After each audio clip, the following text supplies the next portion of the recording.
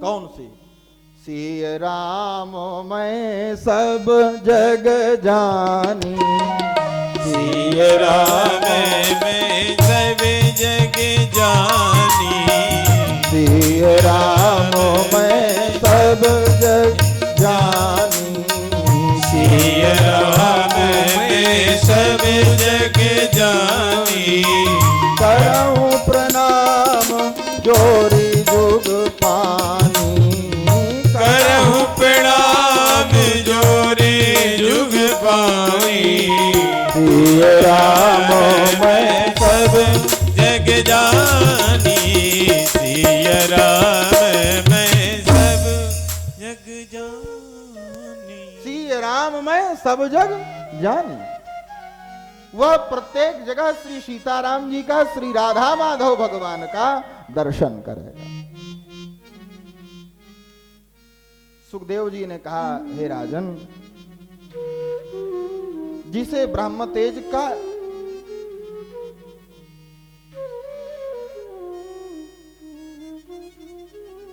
ब्रह्म तेज की जिसको इच्छा हो, जो ब्रह्म तेज का इच्छुक हो, वह बृहस्पति जी की आराधना करे। जिसे विशेष इंद्रिय बल चाहिए वह इंद्र की आराधना करे। जिसे संतान की कामना हो वह प्रजापति की, विद्या चाहिए भगवान शंकर की उपासना करे, और आपस में दंपति में प्रेम बना रहे तो भी भगवान शंकर पार्वती की उपासना करे। यह कामना हो कि दंपति में आपस में प्रेम हो तो भगवान शंकर पार्वती जी की आराधना करे। अलग अलग इच्छाओं के लिए, अलग अलग कामनाओं के लिए पृथक पृथक देवताओं के यजन करने का विधान है। और जिसको कुछ नहीं चाहिए वो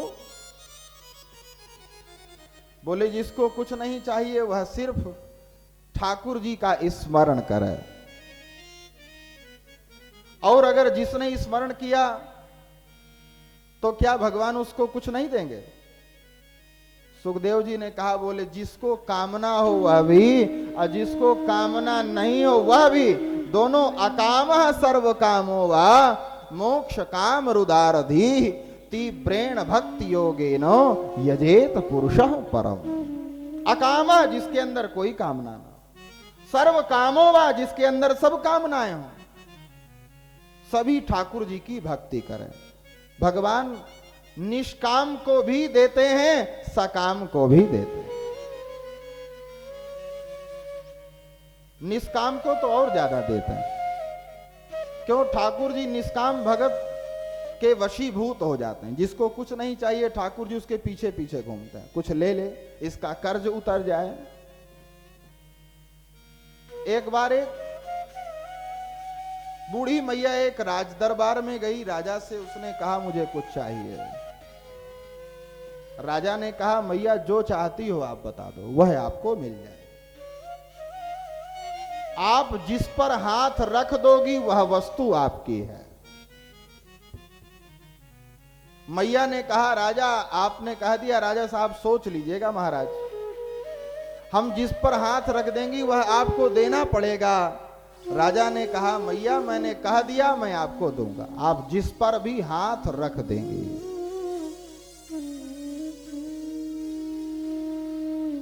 मैया बड़ी चतुर थी, वह ऊपर चढ़ी सिंहासन में, राजा के ऊपर ही हाथ रख दिया। जय हो। अब बताओ, जब राजा के ऊपर हाथ रख दिया तो अब उसके राज्य में कौन सा ऐसा सामान है, जो सामग्री है जो उस बुढ़िया की ना हो गई हो? तो जिसके ठाकुर जी हो गए, जगत स्वामी जिसका हो गया, फिर उसके लिए क्या कुछ बचेगा पाने के लिए? माया को सब कोई भजे, माधव भजे न कोई, जो कदापि माधव भजे, माया चेरी हो। जो कदापि माधव भजे, माया चेरी हो।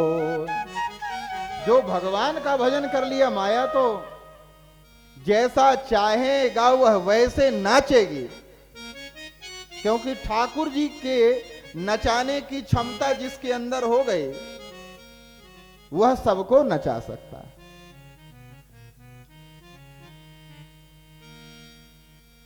बहुत यहां पर श्री सुखदेव जी ने जो हरि विमुख हैं उनको डांटा है। कहा जिन्होंने ठाकुर जी की कथा नहीं सुनी उनके कान तो सर्प के बिल की तरह हैं।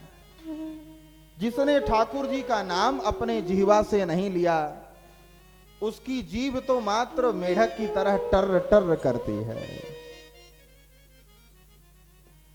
बिलेबतो रुक्रम विक्रमान्य न श्रृण्वतः कर्णपुटे नरस्यो जिह्वासति दादुरिकेव सूतो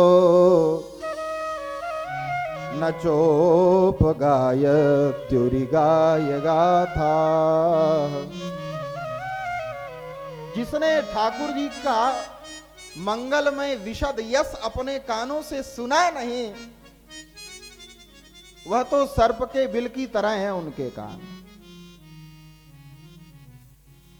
जिन हरि कथा सुनी नहीं काना, जिन हरि कथा सुनी नहीं काना, श्रवण रंध्र अहि भवन समाना, श्रवण रंध्र भवन समाना। जिन हरि कथा सुनी नहीं काना, जिन हरि कथा सुनी। जिसने ठाकुर जी की मंगलमयी कथा अपने कानों से नहीं सुना, श्रवण रंध्र अहि भवन समान।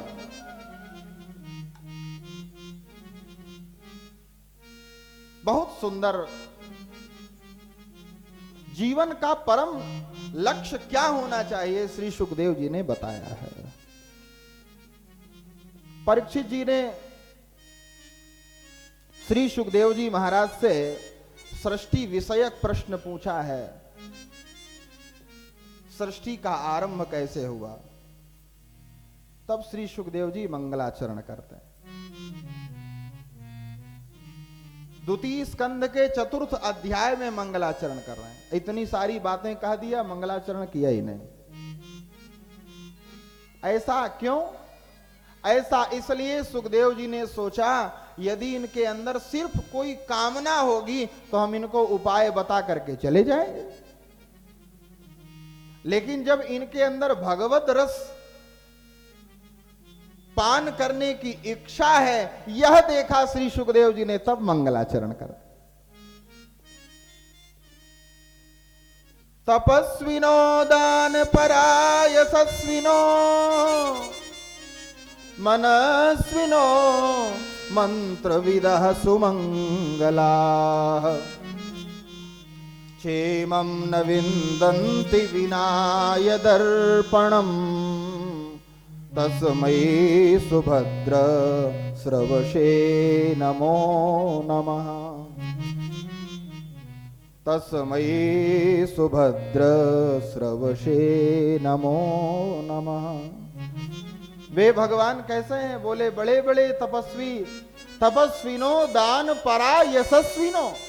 बड़े बड़े तपस्वी, बड़े बड़े दानी, बड़े बड़े कीर्तिमान, मनस्वी, मंत्र वेत्ता आदि भी अपने कर्म को जिन भगवान को अर्पण किए बिना कल्याण नहीं प्राप्त करते ऐसे भगवान को मैं प्रणाम करता हूं। क्षेमम न विन्दन्ति बिना यदर्पणम, जिनको अर्पण किए बिना वे कल्याण नहीं पाते। इसीलिए हमारे यहां कोई भी धार्मिक अनुष्ठान होता है तो बाद में ब्राह्मण यजमान के द्वारा हाथ में जल देकर कहलाते हैं अनेन कृतेन पूजन कर्मणः श्री सीताराम चंद्रार्पणमस्तु। श्री कृष्णार्पणमस्तु। ऐसा क्यों? हे ठाकुर जी, आपकी कृपा से यह धार्मिक कृत्य संपादित हुआ, यह आपको अर्पण है। राजनीत बिनु धन बिनु धर्मा, हरि समर्पे बिनु शतकर्मा। ठाकुर जी को जब तक समर्पित नहीं करेंगे तब तक बड़े बड़े तपस्वी, दानी, यशस्वी, मनस्वी, मंत्रवेत्ता भी कल्याण नहीं प्राप्त करते। ऐसे भगवान को हम प्रणाम करते हैं। तस्मै सुभद्र स्रवशे नमो नमः। श्री सुखदेव जी कहते हैं, भगवान नारायण के नाभि कमल से ब्रह्मा हुए और ब्रह्मा जी ने देखा यहां तो जल ही जल दिख रहा है, कुछ भी नहीं दिख रहा। तब उन्होंने सोचा हम जहां से आए हैं शायद नीचे कुछ प्राप्त हो, तो कमल की नाल से वो नीचे की तरफ गए, वहां भी कुछ नहीं मिला। ऊपर आकर के थोड़ा चिंतित हुए, तब आकाशवाणी हुई और आकाशवाणी ने कहा, हे ब्रह्मा जी, आप तप करो। इस परसे सुयत षोडश में कविंसम, आप तप करिए। 2 अक्षर निकले, स्पर्श संज्ञक 2 वर्ण, एक 16वां और एक 21वां। स्पर्शे सुयत षोडश में कविंसम और एक 21वां। स्पर्श संज्ञक वर्ण 25 होते हैं। कादयो मावसाना स्पर्शा संस्कृत में है, का से मां पर्यंत जितने वर्ण हैं स्पर्श संज्ञक। अब 16वां कौन सा आएगा? का वर्ग में 5, चा वर्ग में 5, टा वर्ग में 5 और ता वर्ग में पहला ही ता आ गया 16वां। और 21वां पा वर्ग का पहला अक्षर यानी तप करो। स्पर्श संज्ञक 2 वर्ण का इशारा हुआ और ब्रह्मा जी ने तप किया। तब भगवान नारायण प्रकट हुए। भगवान ने कहा, हे ब्रह्मा जी, मैं आपको सृष्टि करने के लिए आदेश देता हूं, आप सृष्टि का विस्तार करो। ब्रह्मा जी ने कहा, बोले हम कैसे सृष्टि का विस्तार करें? हमारे पास तो अभी कोई विधा नहीं है जिसका अनुसरण करके सृष्टि करें। तब भगवान ने कहा, बोले मैं आपको परम गुह्य ज्ञान देता हूं। और भगवान ने ब्रह्मा जी को चतुश्लोकी भागवत प्रदान किया। अहमेवा समेवाग्रे नान्यद यत् सत् सत्परम् पश्चादहं यदेतच्चो यो वशिष्येत सोऽस्म्यहम्। हे ब्रह्मा जी, मैं ही पहले था, अहम एवा समेवाग्रे नान्यत यत सत सत परम, और मैं ही अभी भी हूं, बाद में भी मैं ही बचूंगा। ये यो शिष्येत सोऽस्म्यहम्, जो बाद में शिष्ट बचता है वह भी मैं ही रहता हूं। इस प्रथम श्लोक में ब्रह्म के वास्तविक जो स्वरूप का वर्णन किया गया, वह ब्रह्म ही पहले था, वही आज है और बाद में भी वही ब्रह्म ही बचेगा। जैसे मिट्टी से कितना भी सुंदर बर्तन बच जाए, बर्तन कितना भी सुंदर बन जाए, लेकिन जब वह बर्तन फूटेगा तो क्या बचेगा? मिट्टी ही बचेगी। वैसे ब्रह्म की सत्ता से ही यह प्रपंच का निर्माण हुआ, संसार के। और जब यह नष्ट होता है तो बचता क्या है? ब्रह्म बचता है, मिट्टी की तरह। दूसरे श्लोक में माया का वर्णन किया। मेरी माया कैसी है? ऋतेर्थम यत् प्रतीयेतो न प्रतीयेत चात्मनि तद विद्यात्मनो मायां यथा भाषो यथा तमः।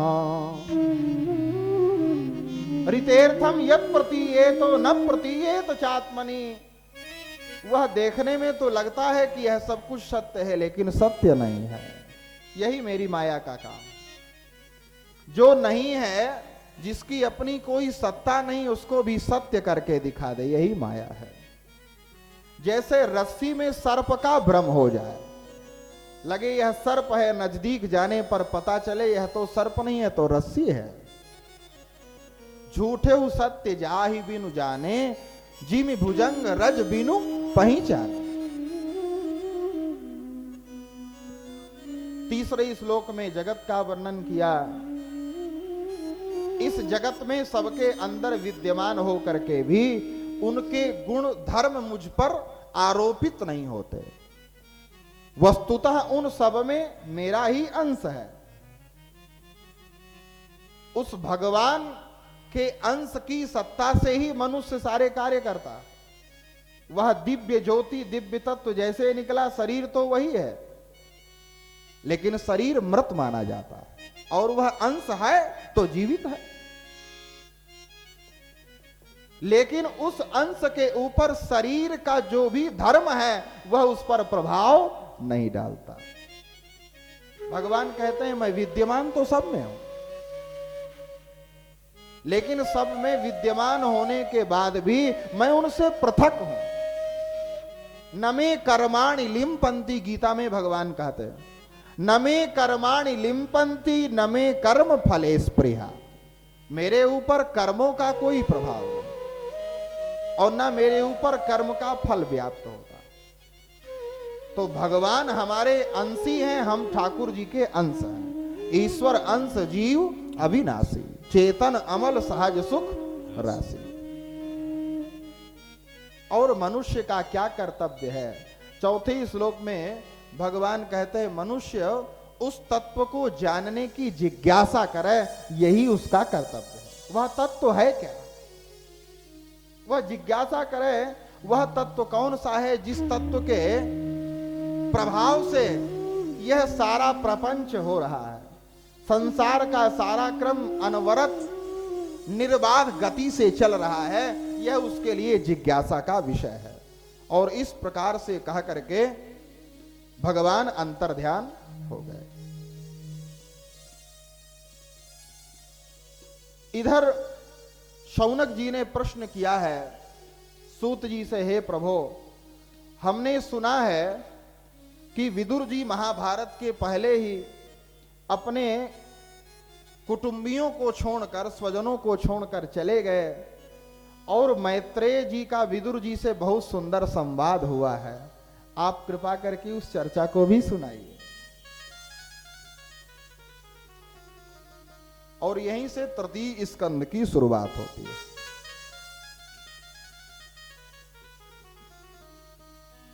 सूत जी कहते हैं यदा तु राजा स्वसुतान साधून पुष्णन्न धर्मेण विनष्ट दृष्टि भ्रातुर्यविष्ठस्य सुतान विबन्धून् प्रवेश्य लाक्षा भवने ददाह। महाभारत के उस प्रसंग का स्मरण करते हैं जब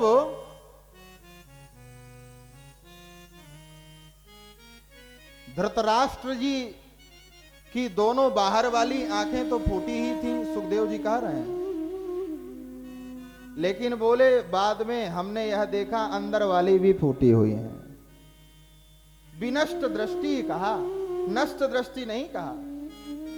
विनष्ट दृष्टि का अर्थ है विशेष रूप से उनकी दृष्टि नष्ट थी। विशेष रूप से मतलब बाहर की तो सीताराम थी ही, लेकिन अंदर की भी जो आंखें हैं, ज्ञान विराग हृदय उर्गारी, ज्ञान विराग रूपी जो नेत्र हैं, ज्ञान विराग नयन उर्गारी, वह ज्ञान और वैराग्य रूपी अंदर के नेत्र भी फूटे हुए थे।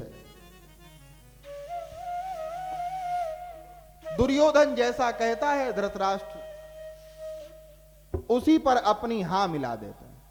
यहां देखने वाली बात यह है, देखिए धर्म दोनों तरफ है। पांडवों के पक्ष में युधिष्ठिर जी के रूप में धर्म है, कौरवों के पक्ष में विदुर जी के रूप में धर्म है, लेकिन एक बहुत बड़ा अंतर है। पांडवों के पक्ष में धर्म जैसा कहता है वैसा होता है, और कौरवों के पक्ष में ये चाहते हैं कि धर्म हम जैसा कहें उसका अनुमोदन करें। हम जैसा चाहते हैं विदुर जी हमारे हिसाब से कार्य करें, लेकिन जो अपने जीवन में धर्म को आगे करता है उसको जीवन में विजय प्राप्त होती है, और जो धर्म को पीछे करके स्वयं आगे चलता है उसको जीवन में पराजय मिलती है। ये पांडव और कौरवों दोनों पक्ष संदेश दे रहे हैं। महाराज विदुर ने एक दिन आकर के धृतराष्ट्र जी को समझाया, कहा देखो दुर्योधन बहुत अन्याय कर रहा है, पांडवों को भी राज्य देना चाहिए, वे आधे राज्य के अधिकारी हैं। धृतराष्ट्र जी ने कहा, बोले देखो मैं भी जानता हूं लेकिन क्या करूं, मेरा पुत्र है, मैं मजबूर हूं, चाह करके भी कुछ नहीं कर पाता।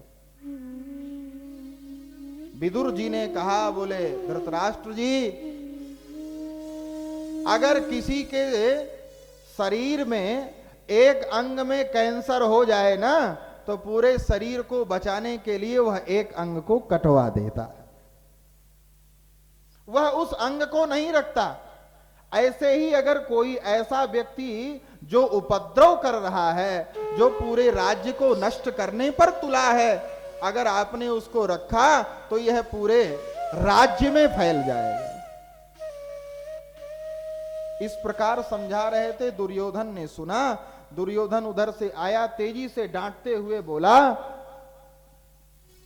कयेन मत्रोपजुहाव जिह्वाम दास्यासुतम यद बलिनैव पुष्टः। अरे इस दासी पुत्र को देखो, कितनी जीभ चल रही है इसकी, किसने बुलाया है इसको सलाह देने के लिए? ये हमारे पिता को हमें निकालने की सलाह दे रहा है, जाओ यहां से। इस प्रकार कह करके विदुर जी को दुर्योधन ने अपमानित कर दिया। धृतराष्ट्र जी कुछ नहीं बोले, और विदुर जी जान गए कि अब यहां पर रहना ठीक नहीं है। उन्होंने अपने धनुष बाण को राजद्वार पर रखा और चल पड़े। सुखदेव जी कहते हैं, कौन चला? बोले विदुर जी। बोले विदुर नहीं जा रहे, ये विदुर के रूप में कौरवों का पुण्य जा रहा है।